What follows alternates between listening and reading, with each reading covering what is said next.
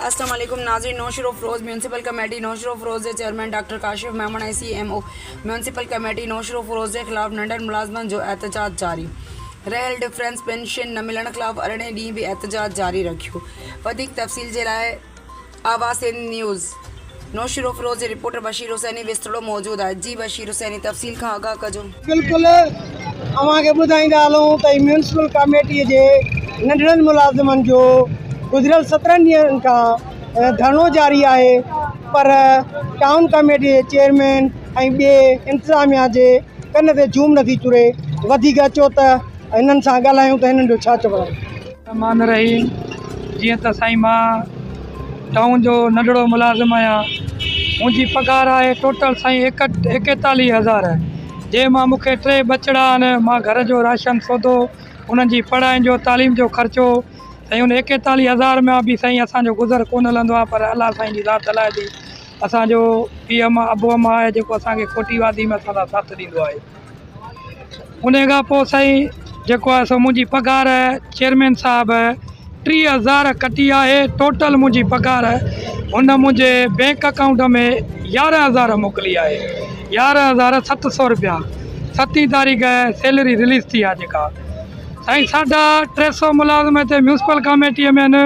छा 350 मुलाज़िमनि मां हिकिड़ो ई मुलाज़िम आहियां जेको ड्यूटी न कंदो आहियां। मुंहिंजी पघार कटी वई आहे। मूंखे इंतकामी कार्रवाई ते मूंसां पघार कटी वई आहे। जेको मां यूनियन जो एहतजाज में आहियां। यानी में अॼु असांखे साईं अरिड़हों ॾींहुं आहे।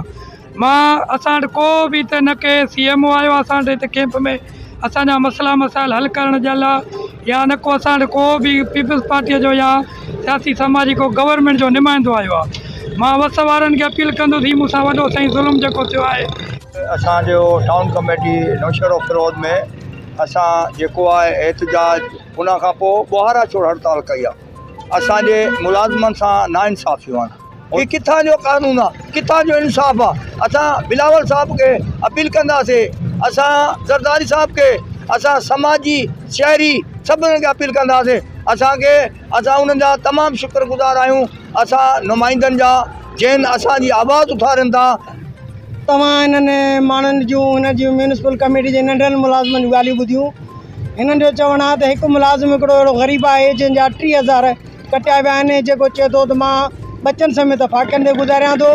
ऐं किन मुलाज़िमनि जो इहो बि चवणु आहे त असां जेकॾहिं ग़रीब को नंढो मुलाज़िम नौकिरीअ तां रिटायरमेंट करे थो त उन मिसकीन जेको बेपहुच माण्हू आहे उनखे 20,000 रुपया किस्त तौरु ॾींदा। ऐं जेको कुझु सिफ़ारसी माण्हू आहे उनखे 3-3, 4-4 लख जॾहिं त असांजी सॼी ज़िंदगीअ जो पोरियो आहे। ऐं असांखे उहो बि पिननि वांगुरु ऐं ग़रीबनि मिसकीननि वांगुरु हिकिड़ो ख़ैरियात में था ॾियनि। सो इन जे लाइ असांजो एहतजाज आहे। असांजी कंहिंसां ज़ाती जंग न आहे। कैमरा टीम सां गॾु बशीर हुसैन विस्तड़ो, आवाज़ न्यूज़ नौशर अफरोज़।